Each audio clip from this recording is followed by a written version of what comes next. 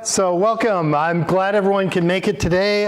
Sorry that we had to postpone the talk for a couple weeks, but for those of you who are on Maui, I'm sure you all know why. For the internet audience, well, we had a bit of rain and it was really a good decision to postpone, I hate to say.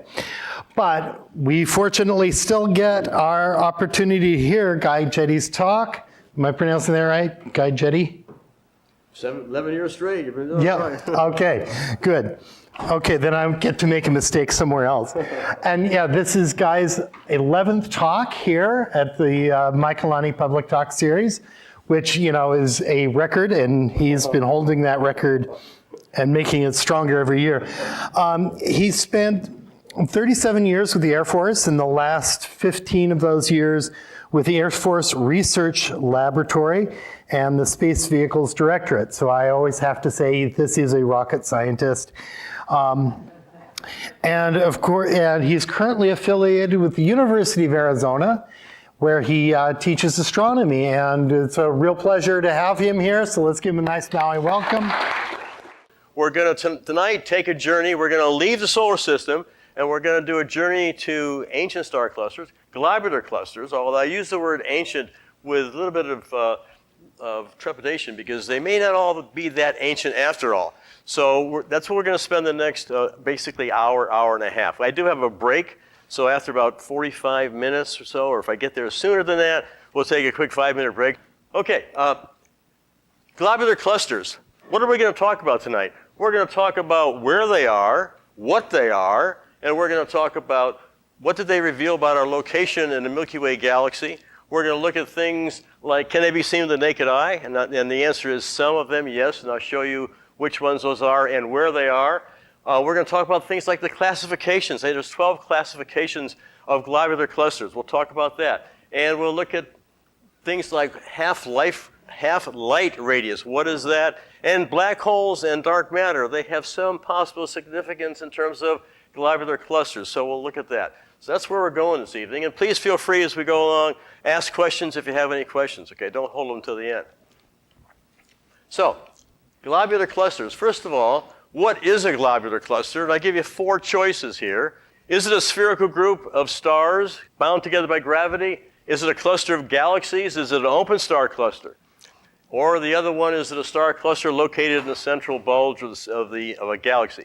Well, the answer is, it is a spherical group of stars bound together by gravity.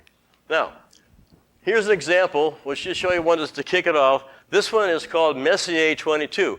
Let me explain Messier. Charles Messier was an astronomer, lived from 1730 to 1817, and he was interested in comets.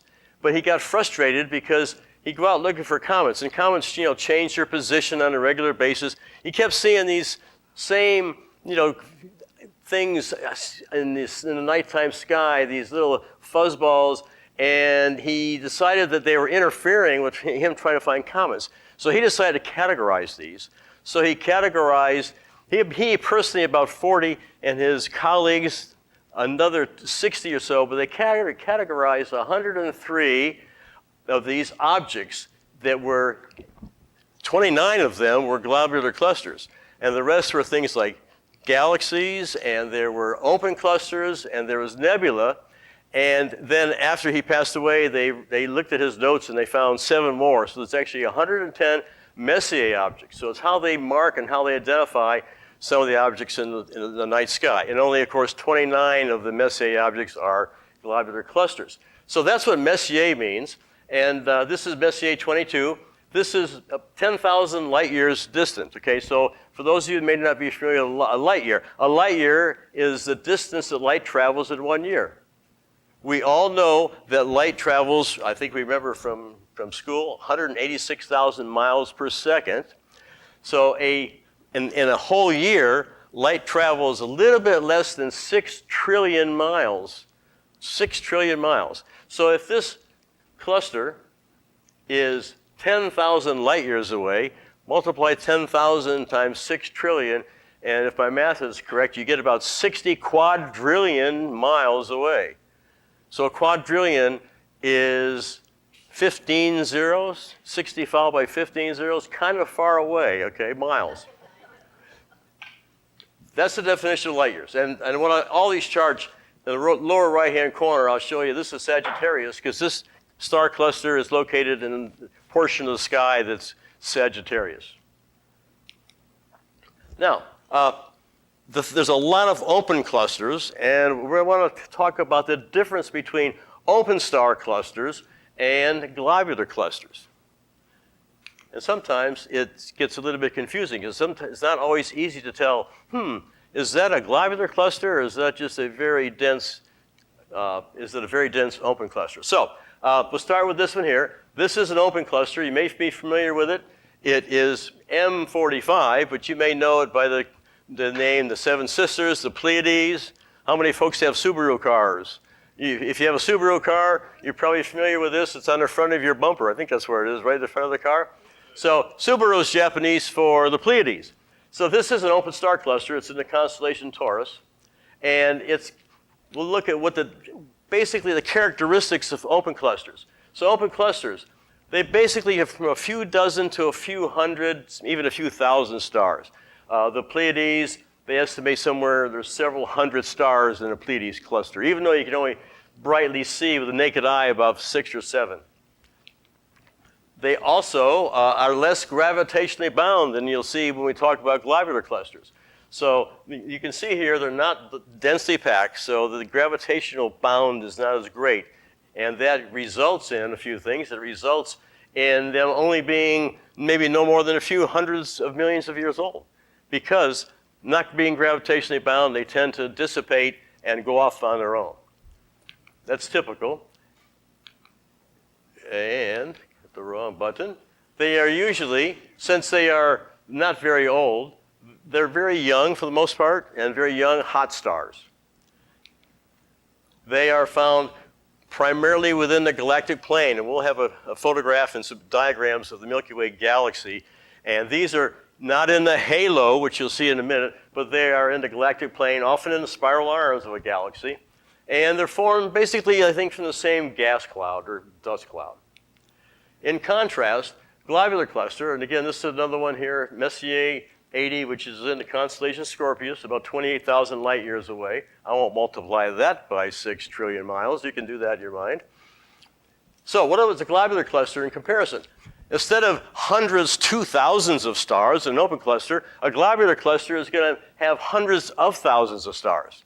Now, like anything, these are not absolutes. I'm going to talk about some globular clusters that only have a few thousand stars. But for the most part, they have at least 100,000, 200,000, and there's some that have many millions of stars. But for the most part, hundreds of thousands of stars. In addition, they're much larger, more massive, and with this spherical shape. And that large, massive amount of stars creates a tightly bound cluster, globular cluster, very tightly bound gravitationally, and that results in they're extremely old, because 10 to 13 billion years old. And the fact that they're that old is because they're bound gravitationally, so they haven't had time to basically dissipate and go off on their own, so to speak. They are stars generally with low metallicity.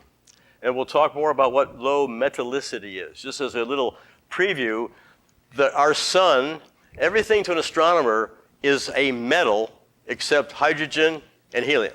So starting with lithium, atomic number 3 on the periodic chart, everything from lithium on out to uranium is considered a metal by an astronomer. Don't ask me why, it's just that's the convention, okay? So they have low metallicity. Our sun has about 1.8% metals, i.e. things that aren't, or I should say elements that are not hydrogen and helium, only about 1.8%. And that's considered to be high metallicity compared to some of these globular clusters, which we'll talk about. They are found in the galactic halo, in contrast to the open clusters, which are primarily in the disk of the galaxy. These are in the large halo, for the most part, surrounding the galaxy. And there's more on that coming up in diagrams. So just to give you an idea, let's look at a bunch of clusters.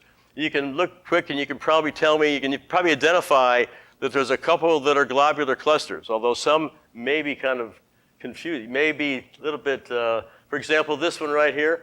This is an open cluster, but I'll show you one later that is very similar to that is supposedly a globular cluster. But the ones here that are the globular clusters are these two, Mega Centauri and 47 Tucani. And I'll show you more details on both of those. These two, by the way, this is the second biggest globular cluster in the Milky Way galaxy. This is the biggest globular cluster in our galaxy. And we'll have much more about both of those coming up. But this gives you an idea of kind of a contrast between what open clusters look like, we've already looked at the Pleiades, and what two very important, very large globular clusters are. So, now, we talked about that large cluster, Omega Centauri. This is what it would look like digging into the very center, the core of Omega Centauri, that globular cluster. And it's about 16,000 light years away, very, very dense. And I'll come up, we have a little video actually showing you how dense that internal core of that globular cluster is. Here's another example, just to give you an example. This is in Hercules, M92, Messier 92, about 27,000 light years away. This is looking towards the core of that particular globular cluster, to give you an example. So, great chart. This kind of explains everything right here. This is a schematic of our Milky Way galaxy. And it shows 30 kiloparsecs. Okay, let's talk about what that is. First of all, we're going to talk about where they are, but let's talk about kiloparsecs. A parsec, P-A-R-S-E-C, abbreviated frequently as PC. What a parsec is it's 3.26 light years. So it's astronomy talk. They don't like to talk in light years, they talk in parsecs, okay? And a parsec being 3.26 light years, a kiloparsec, going to be 1,000 of those. A kiloparsec is going to be 3,260 light years. So you multiply 3,260 light years for a kiloparsec times 30, you get about 90,000 light years. And just rounding off, our galaxy is about 100,000 light years in diameter, as best we understand it. So I want to make sure you understand that, because you will see parsec coming up again. The other thing I want to talk about is kind of while we're talking about parsecs, roughly, we are 25 to 30,000, here's the sun, 25 to 30,000 light years from the center of our galaxy. And that is about 8 kiloparsecs, multiply that out, and you get something about 25 or 26,000 light years. Then the depth, the thickness, shows at about 4 kiloparsecs, and then multiply that again by that 3,260, and you get about 12,000 light years in diameter.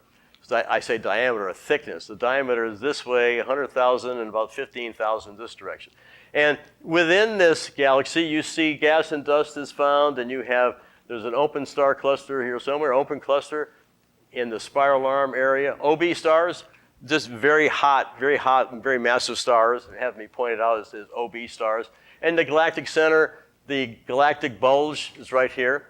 And remember, the center of our Milky Way galaxy has a black hole, a 4 million solar mass black hole. So you always use the term when you can try to compare what things weigh or what things in terms of solar mass. So the weight of that black hole in the middle of our galaxy is calculated to be 4 million solar masses. And we'll have more about black holes later. The other thing I should point out here, I guess we've covered these items. Look at this is where the globular clusters are. They're in a halo around the Milky Way galaxy. Now, that being said, there are some that are closer to the Milky Way galaxy, and we'll get into, not quite this far out, but for the most part, they're considered to be halo clusters. Although then they're starting to call the ones that are closer in, they're calling them disk clusters, and we'll talk about that more. But this gives you an idea of where these globular clusters are located for our Milky Way galaxy. We're going to be in the Milky Way galaxy for a while, but then we're going to leave the galaxy and we're going to go other places. But we want to talk about these initially. We want to stay within our own Milky Way galaxy. Okay, another great schematic here. This is just a diagram showing you, for the most part, they are located randomly around, the galaxy. And you can notice there's a little bit of a concentration, maybe more closer to the disk of our galaxy than there are further out. One thing that astronomers talk about, they talk about 3 populations of stars. Population 1, 2, 3, shown as Roman numerals. Now, they have never found a population 3 star, because the population 3 stars are ones that formed very early in the age of the galaxy, in the age of the universe. And since they were formed early, they didn't last very long. They're still looking, because there could be some light that we receive from 12, 13 billion years out, okay? And we could see a population 3 star, or they could find one, but they haven't found one yet. So they talk about them, but they don't really, they hypothesize what they would be like. But there are population 2 stars and 3 stars. You notice population 2 stars are in this galaxy halo. So these stars here would be population 2 stars, which means they're old. They could be as old as 10, 12 billion years old, even 13 billion years old. Not as old as a very original population 3, but they're still considered old stars. And the globular clusters are made up, for the most part, of these old stars, these old population 2 stars. As you get closer in to the disk of the galaxy, and you see population 1s. Population 1 stars would be newer stars that have formed relatively recently, relative being in astronomy being many years. And there's gradations between population 1, 2, and 3, so there's mixtures. The further out you get, the more likely you're going to have older stars. Now, I know this chart's busy, but this is a great chart. This chart, a couple things I want to show you here. First of all, we all know that we have an equator. If you project the Earth's equator into space, okay, you have what's called the celestial equator. And you look at, and we identify stars that are maybe north of the celestial equator, south of the celestial equator. That celestial equator is right here. So if I can see this properly, it's right here. This would be 0. This would be 0. And one thing that is interesting, if you are ever lost and you're out at night and you see the constellation Orion setting in the west, then the belt stars of the constellations Orion are just about on that celestial equator. So you could use Orion to get around. Or if you got lost early in the morning before the sun comes up, if you see Orion coming up over the horizon, that's going to be due east. So that's the celestial equator. And this line that's right here, this green line, that is the ecliptic. The ecliptic being, that's the path of the Earth around the sun, or saying it the same way, the path of the sun through the sky. That's the ecliptic. Now the ecliptic is 23 degrees different from our equator. Our equator, remember, if you look at the Earth, it's tilted at 23.5 degrees from the plane of the ecliptic, and that's represented by this line right here. If you were to measure, these are 10-degree increments. So if you measure from 0 here, which would be Orion's belt, go 10, 20, this would be 30, about 23. So that's representing the ecliptic. The other thing interesting is this is the Milky Way galaxy. And it intersects both the ecliptic and the celestial equator at about 60 degrees. And the reason this looks distorted is, remember, this is a Mercator projection. Just like you've seen flat projections of the Earth where Greenland looks humongous and where Antarctica looks humongous, it's because there's distortion when you try to project a sphere onto a rectangular grid. So that's one reason you have distortion here, and that's one reason you have this, because of the motion of the Earth at this, around the sun, as well as that 23.5 degree angle of the celestial equator. But that's just the background. But I want you to notice right here, and hopefully you can see it, it's kind of small, there are a number of small circles that are yellow. You can kind of see a couple of them here. And these are open clusters. If you see one that has a plus in it, and there's a bunch right here, and I'm going to zero in on that in a minute, these little yellow circles with a plus, those are globular clusters. And there's a little scale down here. There's a couple other things which we won't talk about, except the red. Red on most astronomical charts are galaxies. And we are going to talk about this a little bit later. But I wanted you to zero in this area here, because the next chart is going to take us there. This is a constellation Sagittarius, and it's in the white. And you may recognize there's a symbol here called a teapot, or a series of stars. Now, the teapot is an asterism, just like everyone has seen the Big Dipper. The Big Dipper is not a constellation. It's in Ursa Major, but it is an asterism within Ursa Major, so it is not by itself a constellation. The teapot's not a constellation, it's an asterism, which is within the constellation area of Sagittarius. And just so you'll know what we're looking at, this arrow right here, you can't see the galactic center because there's stars, there's dust, there's gas. But if this is where it is located in the night sky, the center of our galaxy. And it's important because this is a very heavy area of the sky in terms of stars and dust and gas. If you ever looked at the nighttime sky, it's very close to Scorpius. And there's the tail end of Scorpius. I got a better chart coming up. Scorpius, known in Hawaii as the fishhook, right? And it's the shape of a fishhook. So here we're looking towards the center of the galaxy, and there's a lot of globular clusters. You may not see them all from there, but I see there's M22, 28, there's 54, 50, 69, 55. We're going to talk a lot about 55. So they're all over this particular chart. And you may notice this more in the night sky than the previous chart. This is almost a photograph. Here you have Scorpius, which is one of the only two constellations I know of that actually looks like what it's supposed to be. It actually looks like a scorpion. Just like Leo the lion, the Leo with a sickle, that actually looks like a lion's mane. But this is one of the few that looks like what it is. But most of the globular clusters in the night sky are going to be in these three constellations, either Sagittarius, Scorpius, or this one right here, Ophiuchus. Okay, that's where most of the globular clusters are going to be located in our nighttime sky. So this chart gives you a perspective. If you look at the Milky Way galaxy, again, 100,000 light years in diameter, and this chart says that if you go out 50,000 light years, that's the radius of our galaxy. If you go out 50,000 light years, and the number is 119. This plots out 119 globular clusters. So 119 globular clusters in the area that goes out about 50,000 light years. And our sun, by the way, is right, it's actually marked right there. That's our sun. So it's kind of the edge. The next chart, if you go out 200,000 light years, so you're looking out from the center of our galaxy, and you're looking out 200,000 light years in each direction rather than 50,000 light years. So you're beyond the 100,000 light year diameter of the 100,000 light year diameter of the galaxy. Then we're picking up 151 globular clusters, and they're all over the place.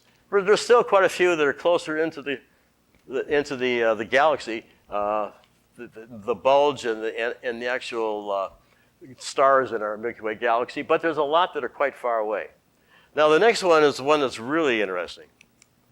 This actually puts the sun at the center of this diagram, and the sun would be right here. And notice what's happening. Most of the globular clusters are askew. They're on this side of the sun. You have a few over here, but there's a lion's share of them are in one direction. And I mentioned that most of them we look at are in Sagittarius or are in Scorpio. So, this gentleman here, Harlow Shapley, who was an astronomer in the early 1900s, he basically figured out, through looking at the night sky, he's the first one that we know of that figured out, hey, wait a minute, most of those globular clusters, we're assuming that they're in orbit around our galaxy, but yet we see most of them in one part of the sky. So he's the one that figured out that, we weren't the center of the Milky Way galaxy, because most of those globular clusters, which were randomly scattered, but pretty much equally around the galaxy, they were askew. So that he figured out roughly that the galaxy was about 100,000 light years in diameter, and then we were about 50,000 or 25,000 light years from the center. So he gets credit for figuring out our place in the galaxy. Okay, this is Messier 13, M13, and you can read 24,000 light years. Constellation of Hercules is kind of a famous globular cluster. And I'm going to show you how we find this. But the first thing, if you wanted to find this on a nighttime sky, what's the first thing you would need if you wanted to find this at night? It's very hard to see. I saw one time from Lake Powell. I was on a houseboat looking up the night sky, and it's very faint, very dark sky. So the first thing you need is very dark sky. So I'll read this to you. It says, Paul, turn off your flashlight. There's a really interesting star cluster I'm trying to get a picture of. So you don't want any ambient light, okay? Or extraterrestrial light for that matter. Here is a schematic of the Hercules star cluster, or I say the Hercules constellation. So here's Hercules. It's not easy to see because they aren't first magnitude stars. I don't even think they're second magnitude stars. Stars aren't very bright. Very difficult to see. There is I'll show you where it's located. There is Messier 13. There's this keystone, the key part of this galaxy, constellation. Hercules constellation is right here. The keystone is an asterism, which is probably the most auspicious part of the Hercules constellation. And there at the edge, between two of those stars, is Messier 13. How do you find it with this constellation being so dull? Well, one way you can find it is by looking at this star right here. This is the bright star in the constellation Lyra. It is Vega. So if you can find Vega, then you'll basically take, here's Hercules. It's almost like Hercules, he stretching out his arm. So look at this set of stars here. Then I'm going to take you to the next chart, which is, here's Vega, right here, part of constellation Lyra. Now, this is easy to find in a nighttime sky in the summer. It's called the Summer Triangle. It's made up of three very bright stars in different constellations, because this is Aquila, for example, and then we have we have Cygnus, rather, Aquila, and Lyra. We take Vega, the one we just talked about, and you take Deneb, and you take Altar, three very bright stars. They're conspicuous in the nighttime sky. You go out at night and look up in the summertime, you're going to see these three bright stars, Summer Triangle. Once you find those, take that one Vega, and then you'll be going east, and you'll find Hercules. So that's how you can find it, but you still need a very dark sky. An ideal place to find this in the summertime would be if JD takes you up to Haleakala, 10,023 feet. Fantastic dark sky up there. You don't even need a telescope. You know, telescope's a waste. What you need to do is enjoy the beautiful, all the bright stars up there. It's a great clear sky. Anyway, that's how you find the globular cluster M13. I show you this because I think it's a very pretty picture, but it shows the classifications. Shapley, Harlow Shapley, the guy we talked about before that came up with our position in the galaxy, he got together with Sawyer in the early part of the 1900s, and they came up with a classification system. It was 12 classifications using Roman numerals between 1 and 12. And the higher the Roman numeral, like Roman numeral 1, would be a very concentrated globular cluster. And as you get from 1 to 12, 12 is very unconcentrated. And this kind of gives you an idea. This top row is 4 to 6 in terms of that 1 to 12. And the middle one's 7 to 9. And these are more concentrated down here. But the best way to look at it, if I take the first three, highly concentrated, and they even have a definition, high concentration, dense central concentration. And these Messier objects, they look pretty dense, but it's hard to differentiate between those. Unless, and I'm not going to show you the intermediate 6. I'm going to take you from the densest to those that are least dense. And these are class 10, 11, and 12. So you can see these are less dense than the ones I just showed you. So those are less dense concentration. Palomar 12, look at this one here. This is where I mentioned that some open clusters look like galaxies. It look like they could be globulars or vice versa. Well, when I look at this, I think of an open cluster. I don't think of a globular cluster. And I don't want to question the people that decided this was a globular cluster, but it only has about, if I recall, about 17,000 stars. We're not talking about millions or hundreds of thousands. About 17,000 stars, and it's only, according to the most recent calculations, only about 6 billion years old. So it's less than half the age of the oldest ones, and it has high metallicity. And high metallicity goes with age. So high metallicity, the higher the metallicity, the younger the star is. The lower the metallicity, the earlier. And think about that. When the first star is formed, they didn't last very long. In a few million years, they blew up. And then that material which went into interstellar space in the medium eventually coalesced and created another set of stars, another generation. And that went a few million, 100 million, 200 million years and blew up. So the sun is considered to be at least a third generation star, maybe even a fourth generation star. And the more generation it is, the more time it's had to accumulate more heavy metals for the various supernova explosions.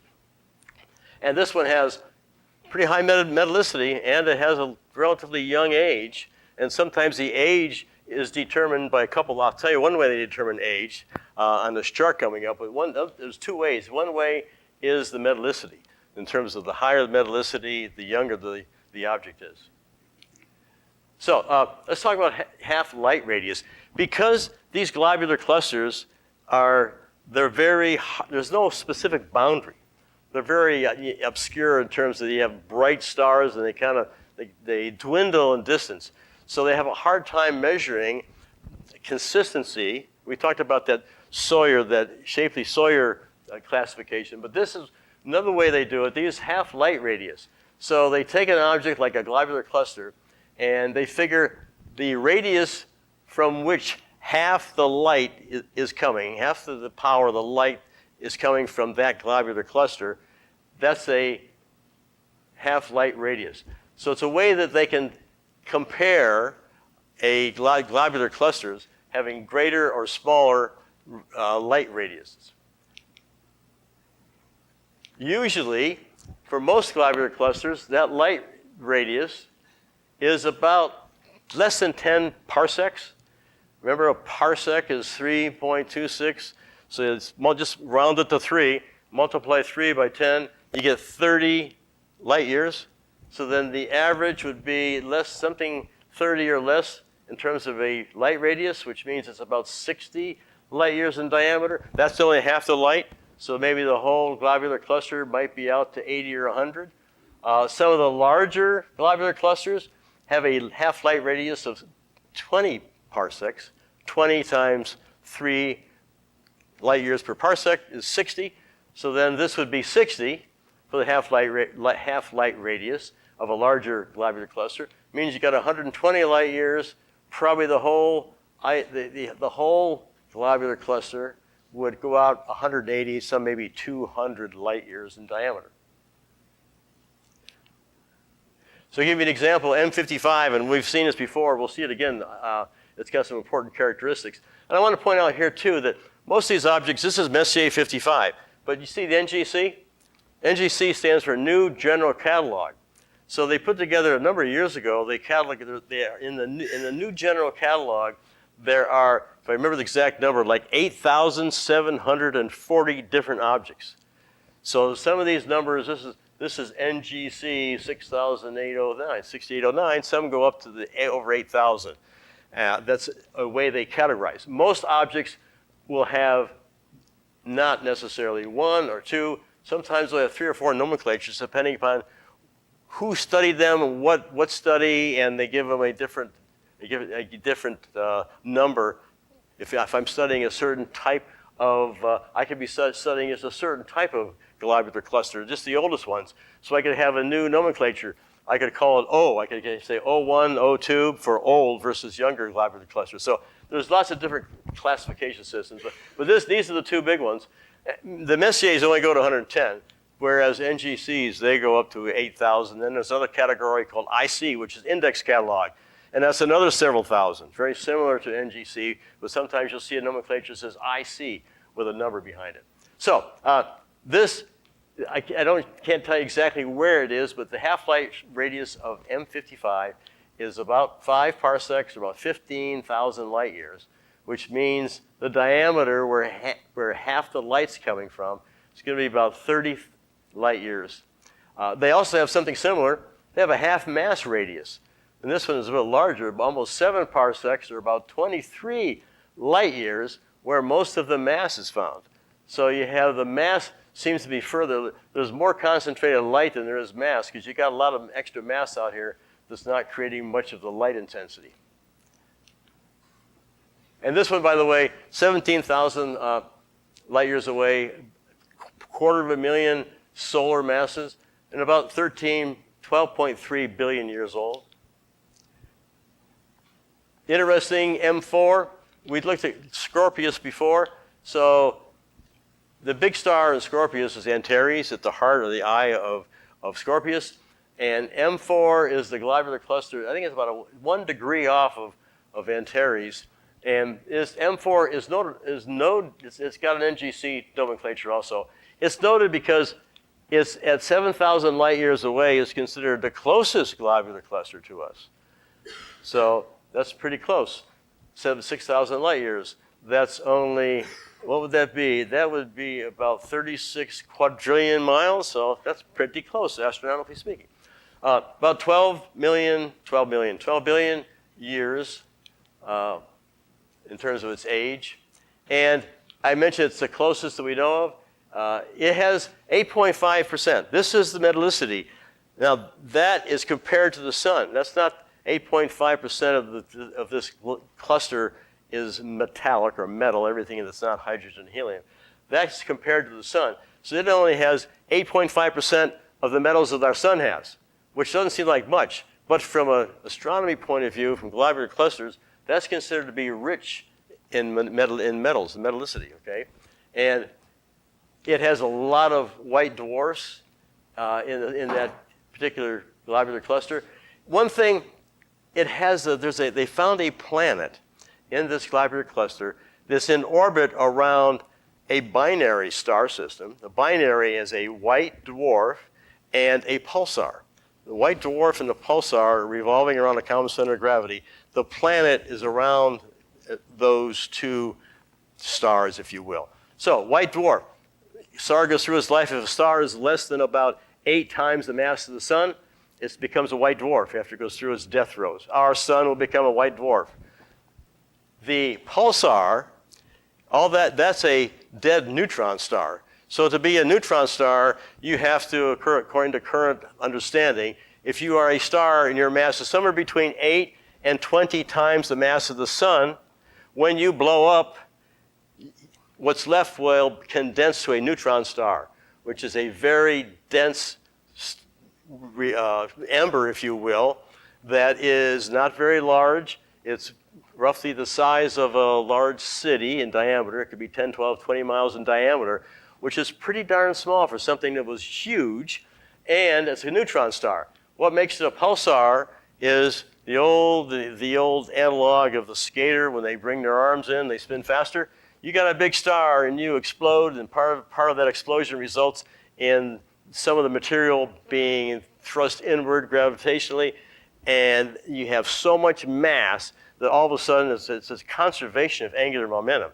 You are going pretty good rotation, but when you condense down to a very small volume, very small mass, conservation of angular momentum, you're going to go very fast. And this pulsar is a neutron star, which is going very rapidly. And the reason I call it a pulsar, when we first saw these, they emitted pulses of energy because that's spinning. And it is spinning 100 times a second. So you think of something large like the size of a city I should have had some exact numbers, but a thimble worth of neutron star weighs tons and tons and tons and tons, very heavy. So very high, rapid rotation on its axis. Anyway, that planet is in orbit, or that'd be kind of exciting, to be a planet in orbit around a pulsar and a white dwarf. There's also a star there that they don't understand has an awful lot of lithium. So that's one of the puzzles about this particular globular cluster. There's a little video here, by the way, before I tell you, this is Antares, that very bright red giant that's called the eye or the heart of Scorpius, and here's the kind of the front end of the Scorpion. The tail goes down here, and right here, you can see there's Antares. Look at this video. Oh, and we're going to talk about the fact that they think there's an 800 solar mass black hole in the center of this particular globular cluster.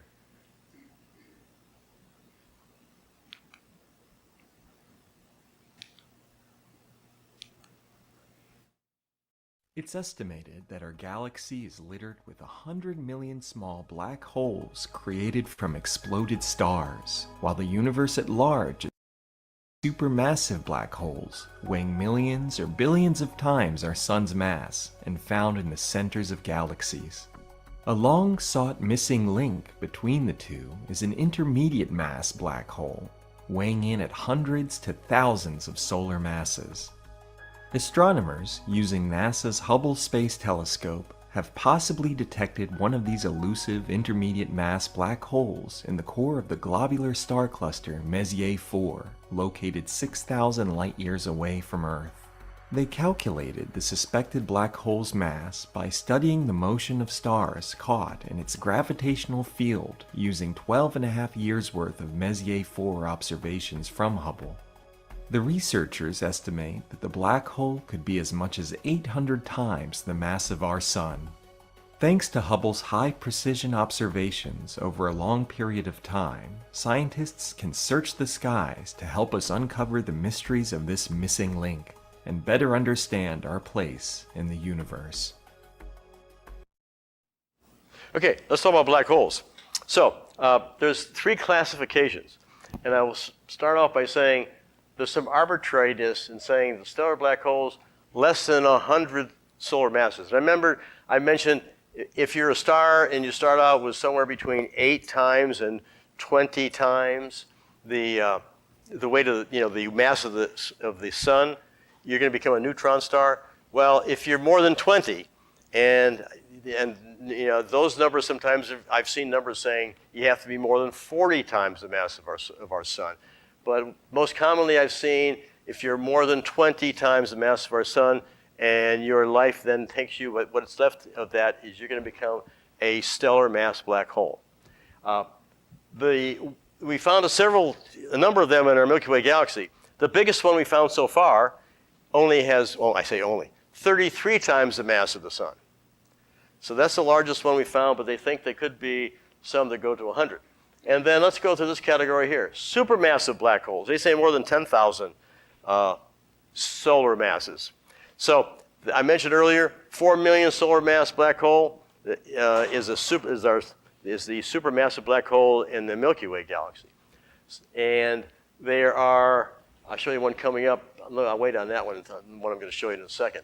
So anything over about 10,000, although I'm going to show you some globular clusters that show they could be 20 or 30 or 40,000 solar masses, even though they're considered to be intermediate black holes, intermediate. They've had a hard time. We found some of these. We found quite a few of these.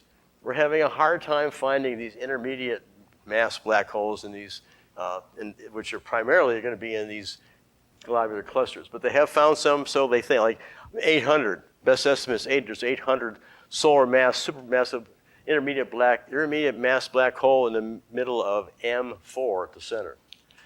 So here is a image. This is an image taken by, there was a group of telescopes that they put together, I think it was 2019. It's called the Event Horizon Telescope, and they used a number of telescopes throughout the world, okay, to make a larger equivalent to the size of almost like a telescope the size of the Earth. And they imaged this supermassive black hole at the center of M87, which is an elliptical galaxy, which is 50 million light years away, okay? M87, we'll see more about that. And this supermassive black hole is estimated to be 6.5 billion solar masses. 6.5 billion times the mass of the sun. It's in M87. There is one, they thought they had the largest one identified that was 60 billion solar masses, but they recently found another one, they're pretty sure, it's called Phoenix A, and they estimate that the supermassive black hole is 100 billion solar masses. It's called Phoenix A, 100 billion. I didn't misstate that, not 100 million, but 100 billion solar masses. Okay, intermediate mass black holes. Here's a couple. I show M15. Their projections are 4,000. Intermediate mass black hole. And M31, 20,000. M31 G1. M31 is the Andromeda galaxy, which is our closest big neighbor galaxy. And it is 2.5 million light years away, okay? This is a globular cluster called G1. It's also called Mayal 2, M-A-Y-A-L. And it is projected to have 20,000 solar mass black hole. It's, again, it's 2.5 million light years, 2.5 million light years away. And you'll see more about this coming up. I got a better picture of it. So, now M13 in Hercules, I want you to look at this here. This is kind of the specs. I'm going to show you two different galaxies. I'm sorry, globular clusters. So I'm going to show you this one, M13, highlight the size. The size is 20 arc minutes. It's not size in the sky. The radius is about 84 light years. Well, no, distance. Let's look at the distance. 24,000 light years, 24 and 84. Now I'm going to show you another one, about the same size. Not 84, 88. Not that much different. Not 24, but 26. Very similar in terms of size. This is Messier 15 and Pegasus. Now I'm going to show you both of them together, I think. So this is the one, and this is M13. There's a significant difference between these two. Take a look and see what you think the difference is in the center area. And you can make up your mind what it is, and I'll tell you what it is in a second. But if you look at these closely, you'll notice the difference is this has a brighter center. You can see that brighter center? Well, what's happened, about 20% of the globular clusters in our galaxy have undergone core collapse. At a certain point in the revolution, it goes through several stages, but it ends up being a lot of the stars go towards the center, and it becomes a more massive core with a brighter center. And then, in fact, the half-light radius decreases, because the half-light radius here would be pretty wide. Here would be very, very small. So these are core collapse. About 20% of our stars core collapse. And I've kind of gone through these, but for core collapse cluster, very high density versus non-core being lower. Kind of equilibrium, undergoing contraction still. And again, I mentioned smaller half-life radius and larger. So a big difference between these two. It's kind of almost like puts all the globular clusters in two categories. Now, if you've been to the southern hemisphere, and you can even see it from the northern hemisphere, this is the Milky Way galaxy.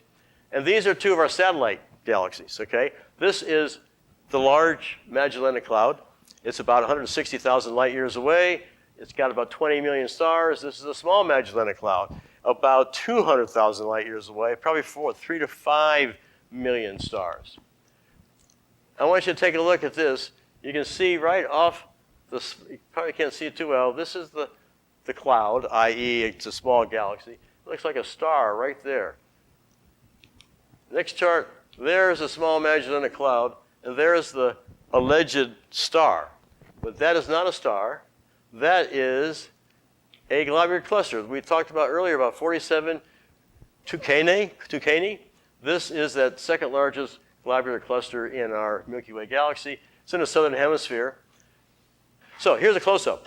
There is that very dense globular cluster. Here's if you can't see it too well, but little box here, and you blow it up, and you're not even in the center. You're just at the outskirts. Look at the density of those stars. Now, realizing you're looking into a three-dimensional. So it's not like these are all in the same location. Some of these are further back in distance. So possibly this looks like it's more dense because you're looking into the depth, and you're not just looking at one dimension. And here's a beautiful photo of it here. It's also called NGC 104, about 600,000 solar masses, 120 light years in diameter, distance 17,000. 17,000 light years, but that one photograph when it was right next to the small Magellanic Cloud, that's 200,000 light years away. this is in the foreground, even though it look like they're together. Okay, and we're almost ready for a break, but I want to go through this before we have a quick break. So this is Hertzstrung-Russell chart. There's a lot of information here. I can cover it quickly, but there's a report. The reason I want to show you this is it's going to help us determine how old globular clusters are. So this chart, 80%, 90% of the stars fall on what's called the main sequence. And it's all about mass. Okay, it's all about mass. So if you're a big cloud of material and you form a large star up here, 60, see these numbers, 60 times the mass of the sun, right on down here, different numbers. You got 30 times the mass of the sun. The sun's right here, 1 solar mass. You can go all the way down here. It says 10% of the mass of the sun, which would be a red dwarf. They don't think that a star can form unless it has at least 8% of the mass of the sun. So 8% would be anything less than 8%. There's not enough material for that star as it coalesces to get hot enough for nuclear fusion to occur. So that's this chart. This chart has a lot of information. It compares things to the sun, luminosity, on a logarithmic scale, 1, 10, 100, 1,000, 10,000, 100,000, a million. And as the other thing that we need to point out is, well, you can look at the temperature. These massive stars are going to be very hot, 30, 40,000 Kelvin. The red dwarfs over here, a lot cooler, only 3,000 Kelvin, not very hot. And these stars that are have heavy mass, they don't live very long. There's a number up there that says 10 to the 7th. Well, 10 to the 7th is 10 million years. So if you're a heavy, massive star, you're going to go through your fusion very quickly, and you're not going to have very long life. If you were lucky enough to be a red dwarf, you could be around, I think there's a number here that says 100 billion years. So some of these red dwarfs that are around theoretically could be here for a very, very long time. So as you go down here, the further down you get, the longer you're gonna live as a star. And our star, the sun, is projected to go for about 10 billion years. We're about halfway through that life right now.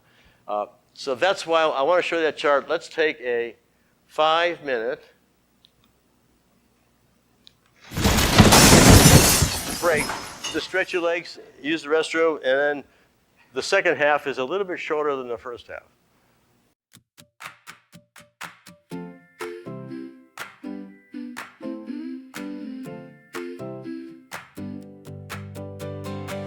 Out past the Milky Way, there's a ball of old bright sparks. Not one lone star up there, but a crowd packed close in the dark. They're ancient little suns, held tight by gravity, spinning in a giant hive, far from where your eyes can see. Round and round they stay, 50,000 names in flame, old as time, still shining, every star a tiny claim. Globular cluster, a star-packed sphere. Globular cluster, old and bright up here. Globular cluster, held by gravity. Globular cluster, that's what it is to me. Some are near the edge of space, circling the galaxy like a crown made out of fire, slow and full of history. No gas to make new stars, just the ones that lived and burned. Now they gather side by side with every lesson learned. Round and round they stay, frozen fire, endless glow, ancient lights together,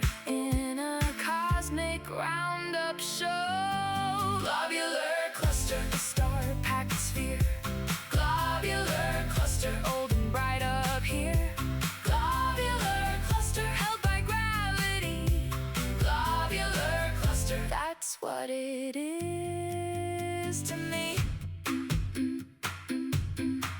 When you look way out, you're seeing time, 1,000,000 years in a perfect line. Little worlds of light held close, held true. A crowded sky that teaches you. Globular cluster, a star-packed sphere. Globular cluster, old and bright up here.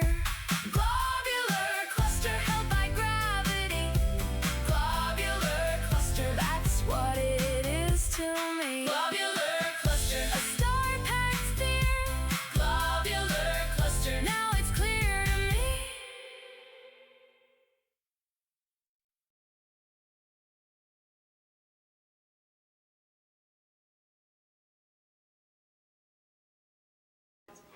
Okay, now we're gonna look at how we age these things. Okay, so hopefully you remember before the break we talked about the Hertzstrung-Russell chart. So for the Hertzstrung-Russell chart, this is the Hertzstrung-Russell chart for Messier 55. Guess what? Where are the stars here? Hey, they're gone. They've moved off the main sequence, the turnoff point, and they've gone and become red giants, and some of them have gone even further and become white dwarfs and ended up down here. So one way astronomers can age these globular clusters, or any cluster for that matter, is looking at where they turned off, the turnoff point. Oops. The turnoff point, which is right here, and they can figure out how long has lapsed and the age of that star based upon the fact that the stars are no longer there. If there was some star, watch the next chart, even is a little bit better. Next chart. But, well, I'll talk about, this is a little bit clearer. Here's the turnoff point. These are blue stragglers, which don't fit the model. Because if these stars are gone, what are these guys doing? I got a chart on that in a second, okay? But this one, you can kind of see here, if the turnoff point is further up that chart, that Hertzstrung-Russell chart, this is a younger cluster. If it's further down, this is an older cluster. And here, these are open clusters, but the same concept. We have the age over here. This is 2 million years. This is 6 million. This is, I think, 28 million years, right on down the line. So the earlier you turn off, the younger you are. If we're looking at this particular cluster, we've only got a few things turned off. The main sequence then indicates it's a lot younger. If most of the stars have turned off down here, you're an older cluster. That's one way they can figure out the age. The other is a metallicity, which kind of works, which we'll get to in a minute. So, blue stragglers. These stars don't make sense because they shouldn't be there. So the best theory right now is the stars in this globular cluster, a globular cluster, is so thick and so dense, there's a lot of interaction. They may not be colliding with each other, but there's tidal effects. There are a lot of binary systems. When we have a binary system, when one of them swells up, it starts sucking material from the other. So a lot of stars, they think, have gained mass. And they gained mass, they've become hotter, they become younger. It's almost like it's a fountain of youth for stars. These blue stragglers become younger, and it's almost like a second life. That's where they think the source of the blue stragglers is. Okay, this chart talks about metallicity. Now, at first glance, it's not easy to understand, but we'll go through it. It's kind of important in terms of looking at globular clusters. This plots 137 globular clusters. We have about 160 we know of. We think there's 200 total, but we can't see them all. So 137. If you'll notice right here, 0. These are exponents. So metallicity we talked about, and metallicity, there's not enough discretion to figure out all the metals like in the sun or in a star. So they use iron as a proxy. Fe is iron. So they're looking at the cluster metallicity. Iron is a percentage of hydrogen. And for the sun will be right here. So if we take, these are exponents. If we take 10 to the 0 power, 10 to the 0 power is 1. So this would be the sun. And then we're going to go this direction. If we take 10 to the minus 1, that is 10. That's a tenth, 0.1 or 10. I call it 10%. The chart will show 10%. If you go out to 2, 10 raised to the 2, 10 raised to the negative 2 power is 1/100th. 0.01, or as you see here, I use 1%. So the next chart fills it out a little bit. We're going to go back and show M55. For M55, the metallicity, and I've got it to the side here, M55, what they call the dex, which is decimal exponent. These are decimal exponents. So for M55, the metallicity is a negative 1.94. What does that mean? If I plot right here, 1.94, it comes out to 1%. I said 0.01, 1/100. So 10 raised to the negative 1.94 gives you 1.1%. It really mathematically gives you 0.01, but that is in fact 1%. So that's the metallicity of M55. It's 1%. That is 1% of the metallicity of the sun. So here's the metallicity of the sun, which I put at 100%, and that particular globular cluster, it only has 1% of the metallicity of the sun. Pretty darn metal poor, okay? And you can see here, I've plotted a few just to show you. If you fall in this realm here, again, this is a number. For example, there'd be 10 globular clusters in this column. Over here, it's a 4% metallicity, 4% of the sun, there's like 16 globular clusters. What's important about this chart is metallicity for sure, because scientists know that the higher or lower the metallicity is, the older the star is going to be. As we mentioned, the first few stars that formed didn't create much metal, and it took several generations to create more and more heavier elements. The other thing about this chart is it's a bimodal distribution. Something's going on here. Here's this one mode. You can call these relatively low metallicity. These are relatively high. Even 25% of the metallicity of the sun is considered high. There's something going on with this bimodal distribution. If we look back at, you've seen this chart before, you know these globular clusters are in this halo around the Milky Way galaxy. The European Space Agency came out with this chart recently based upon there's a satellite they have called Gaia, G-A-I-A, and it was looking at globular clusters. It was looking at metallicity. It was looking at where they were. And look at this. If you have more solar metallicity, there's more of a concentration along the main axis of the galaxy. If you have less metallicity, down here, here's 1%, where M55 was. That's kind of a pale yellow. You get down here almost blue, you get 1/100th of the metallicity of the sun, or 1/1000th. So the globular clusters, with a few exceptions, here's one way off that has solar metallicity, but most of the red ones, high metallicity, are kind of closer to the main city here of the galaxy, so to speak. The outskirts, less so. Okay, now we're going to take you, we'll talk about that a little bit more, but we're going to take a little trip here. Here is southern hemisphere. You've probably seen the Southern Cross, crux, especially if you get up early in the morning in January, I think it is, look due south, you'll see it barely coming over the horizon, okay? So, southern hemisphere. This is Alpha Centauri, the closest star system, okay? But it's about 4.4 light years away. There is a red dwarf in orbit called Proxima Centauri. It's a little bit closer. This is Alpha Centauri, the third brightest star in the nighttime sky, and this is Acrux, the alpha star in the Southern Cross, and this is the 13th brightest star in the sky. And you'll notice up here, I think I have arrows, there's Alpha Centauri, also known as Rigel Centaurus, and there's Acrux. And then there's this thing here called NGC 5139. And interesting, it almost forms an equilateral triangle. But let's look closer at 5135. I'm sorry, 39, 5139. So here it is right here. And here is Alpha Centauri. And here is the Acrux, the alpha star in the Southern Cross. And here is that, well, it looks like a star. But let's go and look a little closer.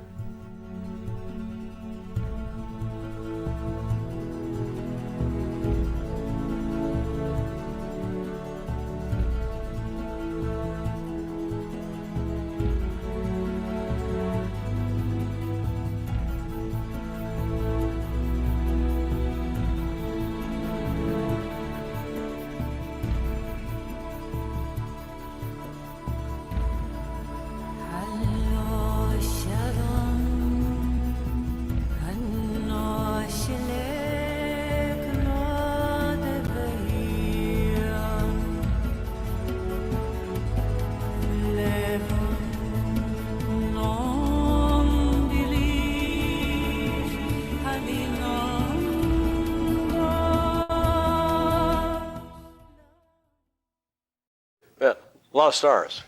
Wow. So this is Omega Centauri, the largest that we know of in our galaxy. There could be a larger one hidden behind the core of the galaxy, but this is the largest globular cluster we know of in our galaxy. And it has, they don't even know, anywhere between 5 and 10 million stars. That could be off, it could be even 20 million, but 10 million is probably a good estimate. Pretty good diameter, 180,000 light years, distance 16,000 light years away. And there's questions about this. It's interesting, it's actually about 20% of the globular clusters kind of hang around more the center of, they still are in orbit around the galaxy, not within it. But about 20% of those stars are close in, and they have the same prograde motion. You know, our galaxy rotates, or I should say revolves around the center about once every 220 million years. And these that are closer in, that I showed you, the red ones we saw before with the higher metallicity, kind of in prograde. They're kind of going with the world, you know, with the revolution of the galaxy. However, the 80% of the globular clusters that are in the halo, we talked about the halo, of those, the 80% of the globular clusters in the halo, half of those are in a prograde. They're kind of following the same direction as the galaxy revolves. But half of those, or 40% of the total, are in retrograde motion. They're going the other direction, or they're going different directions. So there's confusion about, wait a minute, something's wrong here. If you formed with the galaxy, you'd probably go in the same direction as the galaxy is going. But if you're going the other opposite direction, maybe you weren't formed with the galaxy. Maybe you were formed before or after. One thought is that this particular globular cluster could be a disrupted dwarf. I've seen a couple theories that it could be the core of a galaxy which we captured millions, billions of years ago. Or for that matter, it looks like we could have, a passing galaxy we could have almost collided with, and our gravitational field was so strong that we pulled that globular cluster into the realm of our Milky Way galaxy. So there's really questions about the origin of a lot of these, especially since it has relatively 4.5% of the sun's metallicity.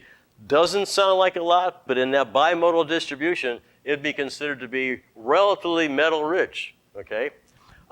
That's another reason why they think that these two bimodal distributions, low metallicity, high metallicity, has to do with different formation. You know, maybe the ones that are the high metallicity, the ones that were the ones closest in, formed with our galaxy, maybe a little bit later, maybe the same time, and the stars aren't as old.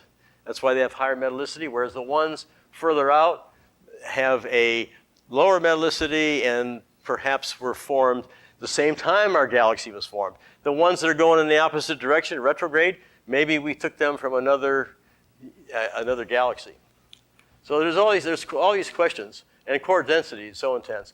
And I think more than think, they've done some analysis. The estimate is currently intermediate mass black hole of 40,000 solar masses. Here's I showed this picture early on. This is the core of the Omega Centauri. And I show this because here I mentioned the galaxies, the globular clusters themselves, you know, about 40% of them are in retrograde motion that are in the halo, and about the other 40% in the halo are going the same way as the galaxy. But this, within the actual cluster itself, there is no common rotation. They think the M13 has a little bit of rotation, but most galaxies, they're not rotating on, the globular cluster is not rotating itself. And the stars within it are not in orbit around that globular cluster. They're going every which way. And it's been described to be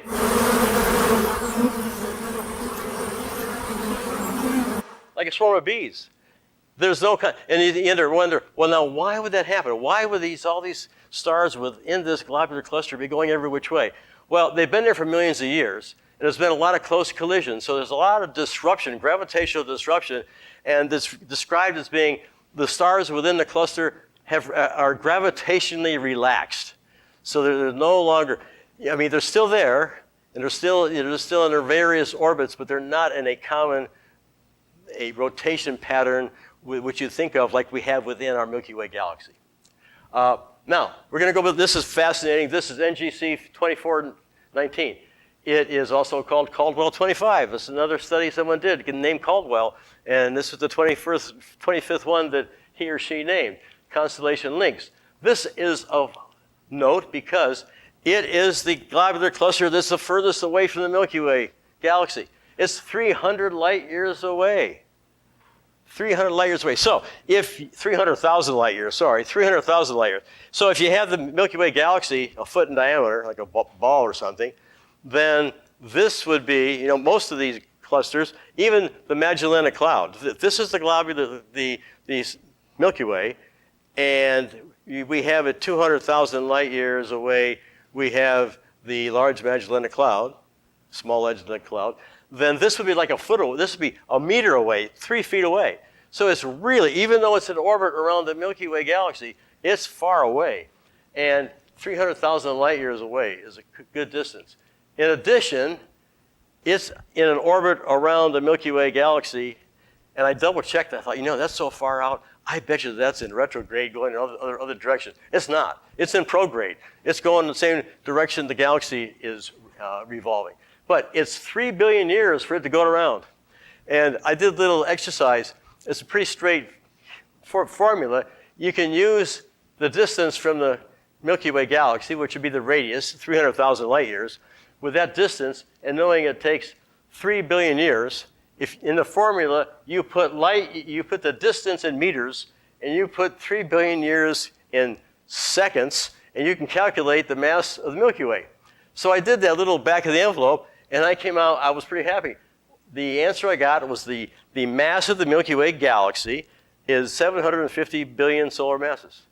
That's not too far off. They say there's maybe 400 billion stars, so it's not like I was off that far, but it's kind of interesting to play with that. And to know, that's how they figure these things out too. They can take something, the radius of something in orbit around a body, and they can take how long it takes for that to orbit, and they can figure out the mass of what's being orbited. So it's just showing that it's pretty wide diameter, 12 billion years old, and about million stars in this globular cluster. Okay, now we're going to leave the Milky Way galaxy. This is where it's going to go pick up quicker. We're going to go to the Andromeda galaxy.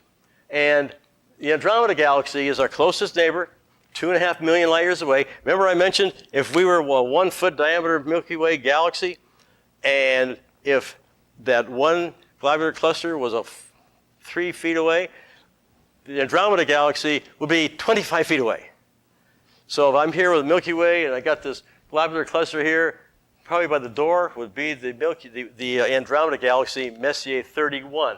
You can find it in night sky. You go out like in I think it's pretty much the fall. If you find a great square of Pegasus, not easy to find, they're not very bright, but it's a regular enough square that you can actually find the great square of Pegasus.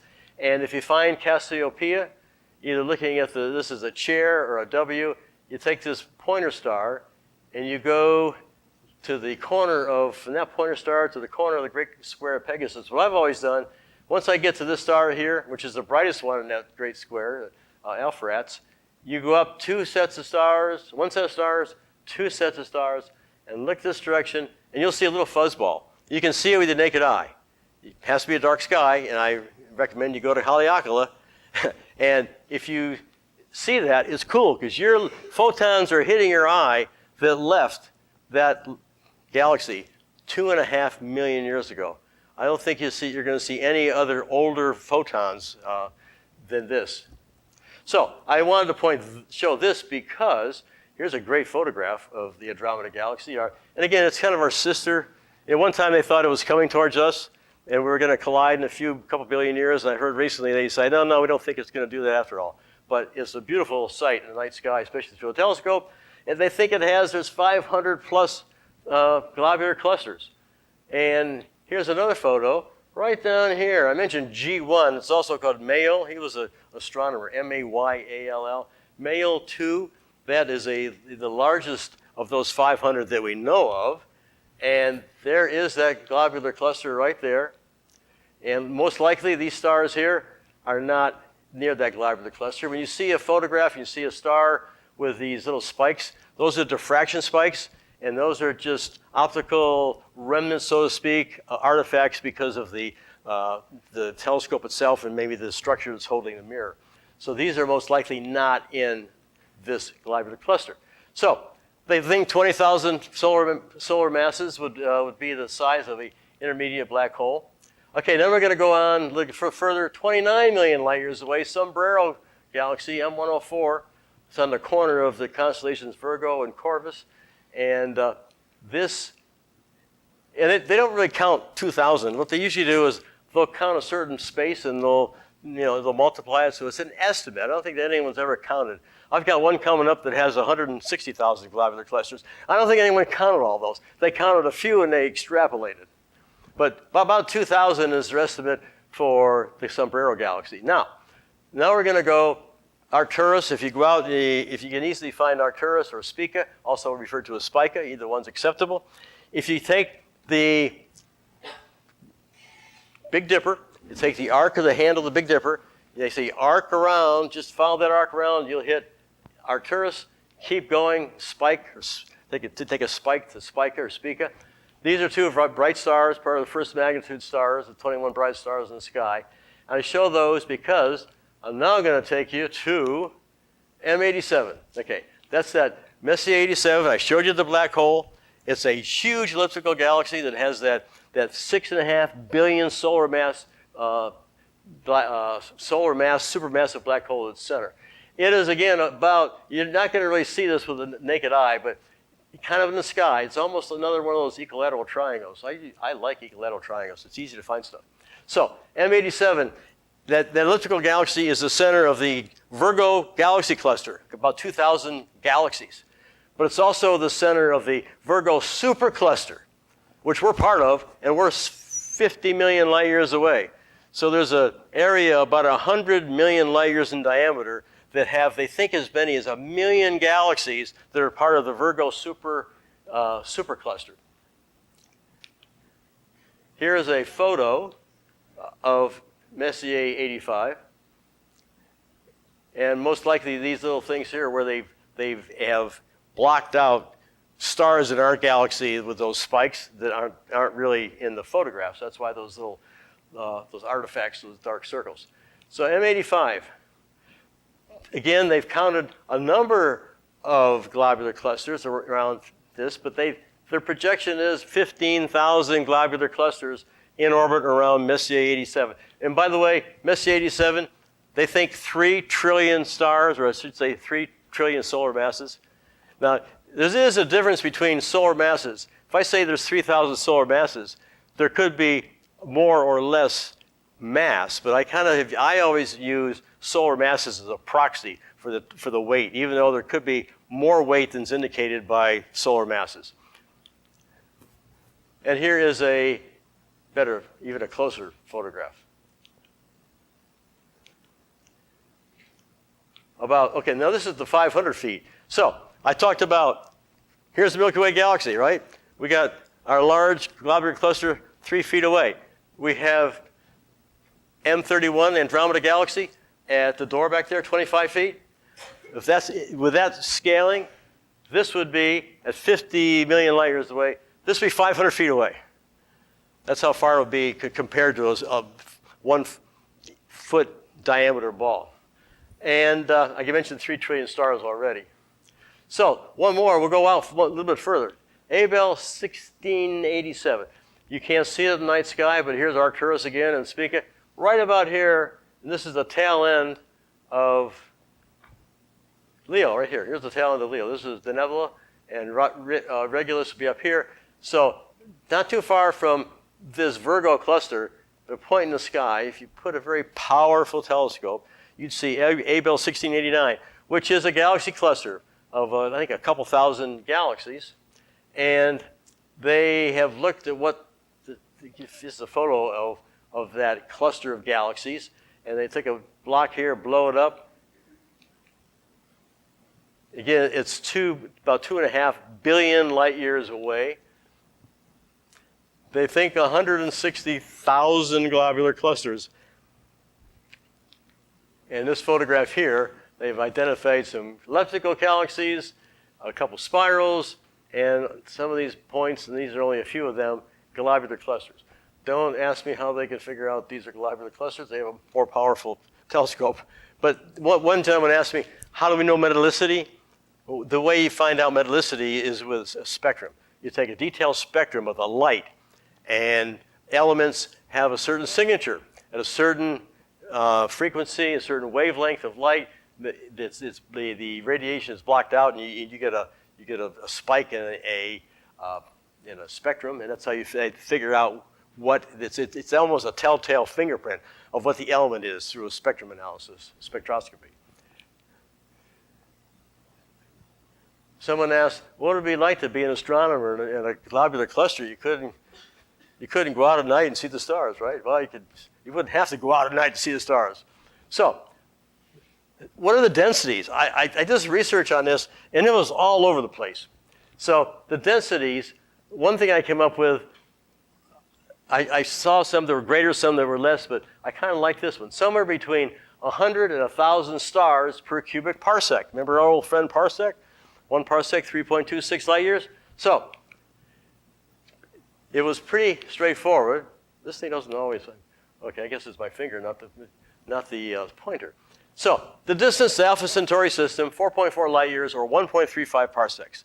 So I figured, what if we had a volume, a sphere, that the radius was from the Earth to Alpha Centauri system. And it was 360 degrees all around. We were in the middle of a sphere.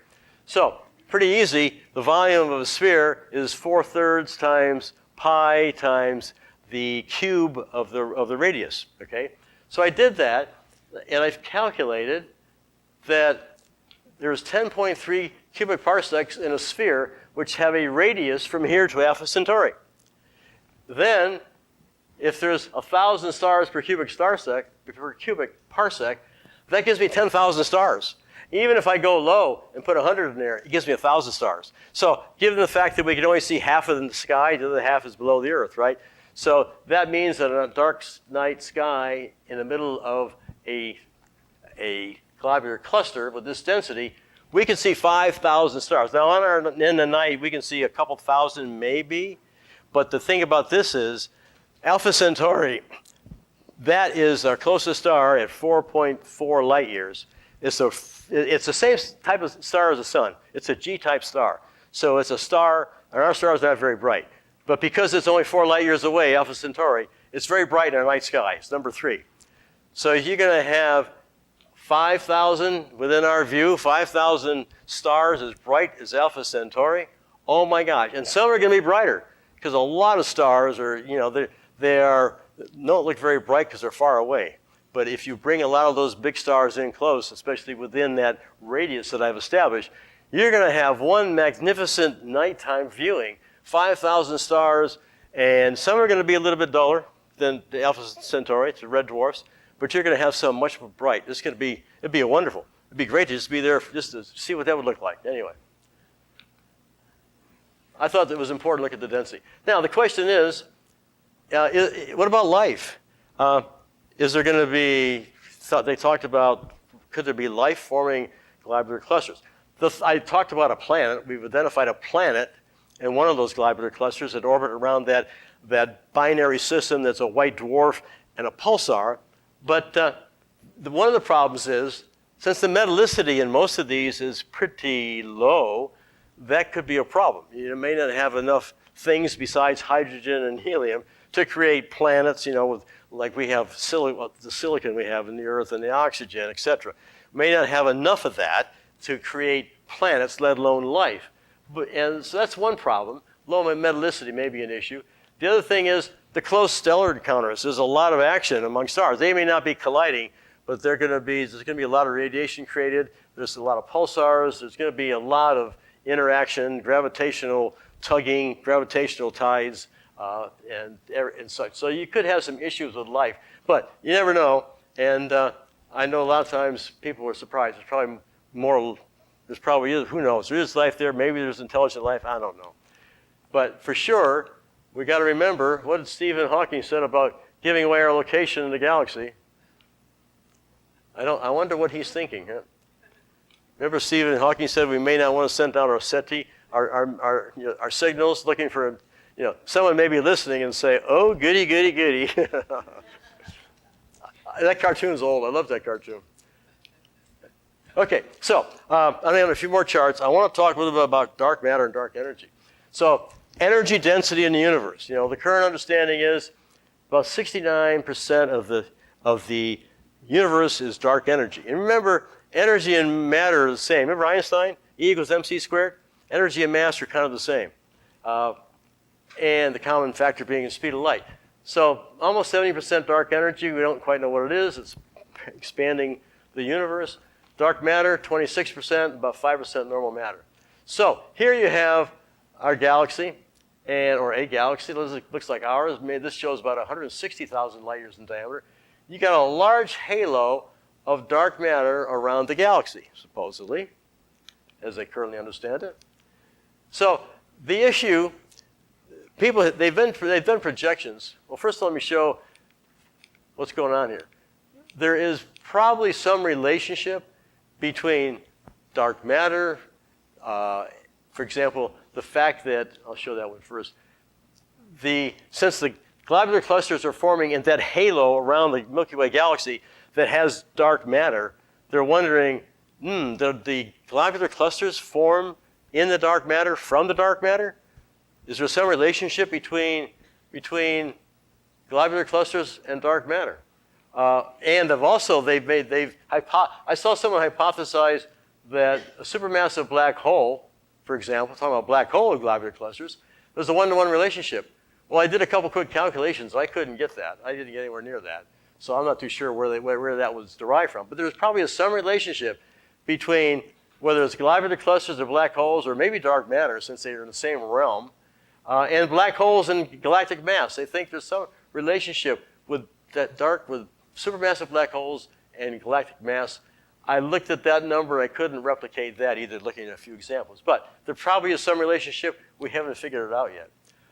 Then the question is, as I mentioned, did the globular clusters form in the dark mass or dark matter halo?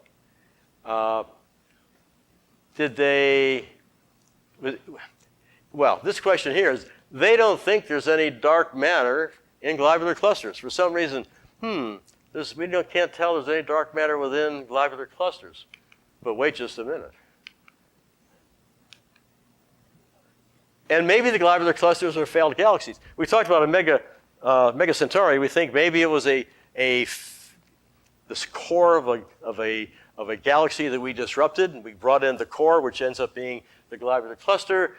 Or maybe the globular clusters were captured, as I mentioned, from other galaxies going by, because they don't go the right, they retrograde around our galaxy. So these are some of the questions remaining. And maybe the globular clusters formed from the same gigantic cloud that our Milky Way galaxy did, especially those that have higher metal content that are closer to the center of our Milky Way galaxy and that are in orbit around the same direction as our galaxy revolves on its, axis. So these are some of the questions. And I mentioned there's no dark matter in globular clusters, as they can tell. However, this is Centaurus A. It's about 12 million light years away, galaxy. They have recently found, you probably can't see it too well, but there's some little red circles here. They found that there's what they call dark globular clusters.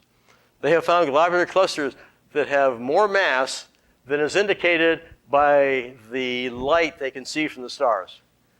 So that's another puzzle. For the most part, globular clusters we know of don't have dark matter. But they think there are some globular clusters that are a special class called dark globular clusters. Another issue, this is NGC 362. It's only about, these clusters go 10 to 13, but the ones that are like 10 billion years old, they seem to have higher metallicity. This metallicity is only 8%. I said only. 8% of the sun, still considered that bimodal distribution to be high metallicity. So this one is in a high eccentric orbit, which indicates maybe we captured it if it's in a highly eccentric orbit around our galaxy. But it is a relatively young globular cluster. Astronomers say they're really puzzled by this one. This is NGC 1850, and it's about 160,000 light years away near the Large Magellanic Cloud. But they've estimated that it's only 50 million years old. So what happened to 10, 12, 13 billion years? So they're puzzled, and they also, there's only about 63,000 solar masses. So not like originally we talked about, there's hundreds of thousands to millions of solar masses. Not much solar mass, and pretty young. And my answer to this whole thing is maybe this is just a big open cluster. I mean, not too sure. The fact that it's so young, I don't recall if I have the metallicity here. The metallicity could help indicate. If it has low metallicity, it could indicate older, but then that wouldn't make sense with 50 million years. If it's only 50 million years old, the metallicity should be pretty high, because it's probably, just like our sun, it's probably a 4th or 5th generation star. So, remaining mysteries, just some of them. The younger globular clusters, that's a puzzle, and that all ties into this bimodal distribution. Metal poor, and I don't call it metal rich, I call it metal richer, because they're not really metal rich per se, but they're richer than the metal poor ones. So that's a big issue with globular clusters. And again, were they built in situ or captured from other galaxies as globular clusters, or were they stripped? Where there's some dwarf galaxies that have gone by our solar system, our galaxy in the past years. They think maybe we stripped stars from that. Maybe that's why we have Omega Centauri. And then this relationship. What is the relationship between dark matter, galaxy mass, black holes, globular clusters? And one thing I'm wondering is, what about a couple of galaxies colliding? If you have two galaxies colliding and they have all these globular clusters, what happens to the globular clusters? Are they maintained in situ, or are they disrupted? You get a lot of gravitational tides, gravitational disruption. Two galaxies apparently can pass right through each other. They were expecting, if Andromeda did that with us, stars aren't necessarily going to crash, but they're going to be affected gravitationally. There's going to be a lot of, you've seen a couple of galaxies like the mice, these long tails. There's a lot of gravitational tidal disruption, and I'm not too sure what would happen to globular clusters in situations like that. Maybe that's why we have some of in our back home or in our backyard galaxy that are in retrograde motion. So with that, I will end with what I think is a beautiful picture of what it might be like to live on a planet around a Saturn-type planet, or be on a moon around a Saturn-type planet in the outskirts of a globular cluster, and this kind of cool arch. Now that may not be too bad. You may not get too much. You might be able to have dark nights there, so you may be okay. You're not really completely embedded. You're just close enough to see that globular cluster. With that, I'll end it. If there's any questions, we can go from there. Sorry, it took you a little bit later than you thought you were going to be here, right?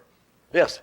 I thought you said we were in the Virgo supercluster, but I thought we were in the Lania KS supercluster. We are part of that. That's even the Lania, the one that came out recently, that Hawaiian line. That is, as I recall, the Virgo supercluster is part of that larger cluster. That's even larger than the Virgo supercluster. Yeah. There's clusters, there's superclusters, and then you've seen, I probably should show you, you've seen those charts that look like soap bubbles, where galaxies are forming along these tendrils, like around soap bubbles, with these huge voids in between. I mean, it really gets complex, yeah. But you're right, yeah. Okay, going once, going twice. Anybody online? I'll say hello to Safan online. Hey, Safan. A little bit better late than never. I'll say goodbye and we'll say hello. Okay, question. In the Milky Way galaxy, the main number of stars, 400, is that B billion like boy, or In the Milky Way galaxy? 400 stars, but was it billion, trillion? Okay, they estimate somewhere between, the numbers you see, between 100 billion and 400 billion. So that's how uncertain, yeah. Somewhere in that realm. Yeah, so it's a good question. I mean, it could be 100, it could be a trillion. I mean, it's just somewhere in that realm, 400 billion. And then you look at the fact that even if there's 100 billion in our Milky Way galaxy, they've often talked about having 100 billion galaxies. So you multiply, if each galaxy has 100 billion stars and there's 100 billion galaxies, that's a lot. What is that? That's, how many is that? 18 zeros? And then recently I've seen information where, no, there's not 100 billion galaxies. There's probably a trillion, so yeah, there's big numbers out there. Yeah. And so much we don't know. Pardon? So much we do not. Well, that's true. And the nice thing is, the more we learn, the more we know, the more questions we have. So it never ends, which is probably good. Yeah, question back here? If you don't mind, I'm going to go on a slightly different tangent. Sure. I love how you've given us this picture and that zoom in to the cluster where you can see what looks like a dot that turns into a gazillion dots. But the other end of star creation, the beginning, from the clouds of dust and gas that you could see in the pillars of creation and all Right. that stuff. What would that look like if you were sitting on one of those, perhaps a potential early planet on one of those early stars? What would the night sky look like there? Would it be all cluttered with gas and dust, or what do you think? Well, I guess, okay, so the question is, like the Pillars of Creation is a famous photograph of some nebula where stars are being formed and all. And if you're on a planet and that was a nighttime sky, well, the beauty of it is when you see those photographs of the Pillars of Creation, it's like being there. It's like being on a planet, on a star in that area. So through the magic of photography, and long exposures, we can it's almost like we can be taken to those locations without actually going. So I think it'd be wonderful to be close up and see those Pillars of Creation, or to be in some of those beautiful nebula that are, you have emission nebula, which are glowing, with gas and dust. You have dark nebula, and you have reflection nebula. Well, even if you were in a star system or a planet around a star that was in a nebula that was an emission nebula that had a bright star that was lighting up that gas and dust, that'd be incredible. But the beauty of it is we don't really have to wonder what it's like because we have images that show us what it'd be like. Yeah. Does that help? Yeah. Any other questions? Yes. Yeah. No. Oh, yeah. Just kind of an open-ended question, but remember you saying how it's one of the oldest parts of the universe, fossils. How do you think that research this over the years may help us understand our universe better? So the question is, how do I repeat a little bit louder? Because it's such an old part of the universe, like it's like the fossils of the universe, right? How do you think it'll help us better understand the origins of the universe, or any theories on that, or? Okay, the question is, how will it help us, I couldn't quite get it. How will what help us understand the origin of the universe? I missed your first words. Like, what are some interesting things that will obtain from this, you think, down the line, like better studying the... Oh, well, that's a good question. So I guess the idea is, so where are we going by learning this stuff? Where are we going? Yeah. I mean, how far back can we actually figure things out? So the question is, we're doing a lot of great research and we spend a lot of money, which I think is well worth it. I think we ought to spend more, personally. But how does this help us understand the origin, nature of the universe? That's a good question. I think the more you know, the more questions you have.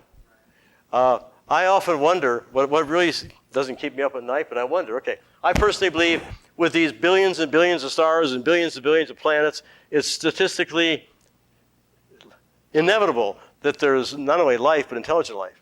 And I think, even if it was so rare, like our Milky Way galaxy, if it was so rare there was only, one out of a million star systems had intelligent life. 1 out of a million.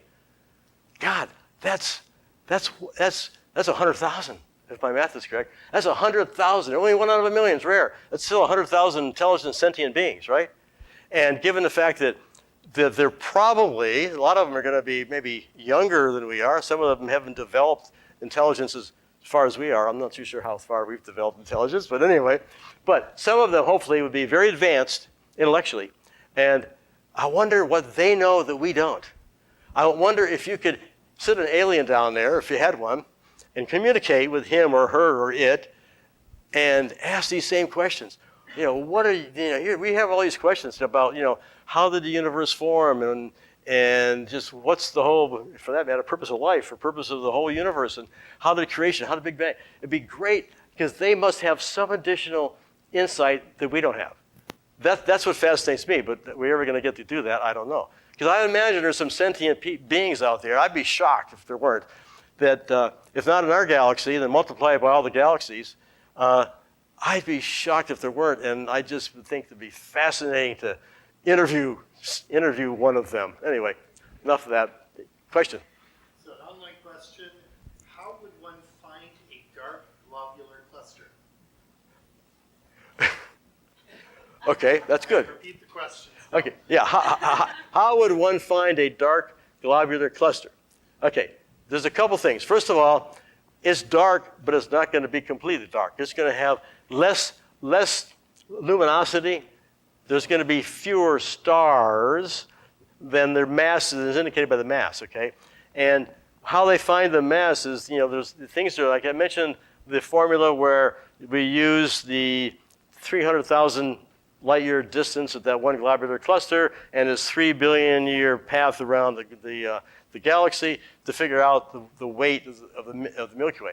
They do the same thing. That's how they figure out why they know there may be, in our solar system, that we have a 4 million solar mass black hole, because they can actually see stars in the center of our galaxy in rotation around a center mass. And they can calculate in terms of the orbits of those stars that are going around that center mass, how far they are from the mass, i.e. the radius, and what their period of time getting around, and that's how they calculate the mass. They can say the same with dark. They can look at dark clusters and they can see them moving, and they can see some light, and they can they have indication of the mass based upon other astronomical objects that are nearby that may be in orbit, especially if you have two globular clusters that are in orbit around each other, for example, or if you have a planet around, that's basically, it's just looking at the orbital mechanics of those objects. That's basically how they do it. And a lot of it, this is relatively new information, so I'm not too sure how accepted it has been by the astronomy community that there's dark globular clusters. But that's a good question. Because when things it's like, how do we know about dark matter? Well, the reason how we know about dark matter is we see that we look at the lensing, we see a galaxy or a cluster of galaxies. Light from distant galaxies are bent around that cluster because of the gravitational pull of those, the mass of those galaxies, and they surmise that there's dark matter that's also creating that distortion. So it's not easy, but they do figure out how much dark matter is in a galaxy, for example. That's probably a little bit roundabout answer to that. Any other questions? We got one? Yes. Kind of an interesting line. When we talk about seeing these clusters, we also have to think that we can see beyond the visible light range too.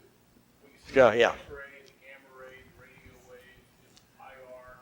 So we have the entire magnetic spectrum to see some of this, do we not? Yeah, that's really important. That's an important point. Because, Hubble is basically visual, but we don't, a little bit of infrared, but, James Webb is infrared, and you can see more. You can see through clouds with infrared, because the infrared radiation goes through clouds of gas and dust and material. So you can see with infrared, which you wouldn't see visually. We put the gamma ray, I think it was 1991, the Compton Gamma Ray Observatory went into space, measuring gamma rays. and a year or two later they put the Chandra X-ray. So we have telescopes that are X-ray, we have infrared, we have optical, and we also have radio telescopes on the ground. We have a huge ALMA, Atacama Large Millimeter Array, that can indicate a lot of stuff going on in the universe in terms of dust and gas, and that's in Chile at 16,500 feet. So yeah, it's a good point. It's called, they don't really, the new terminology is multi-messenger. You have multi-messenger imaging, multi-messenger astronomy, where you're not just looking at stuff in the visible part of the spectrum, but you're looking at microwaves, you're looking at radio waves, you're looking at ultraviolet too. We've had some ultraviolet machines. So you can, with all that information, you can almost peel back some of the things you can't see just optically. Any other questions before we call it a night? Okay, hey, thank you all. Thank you.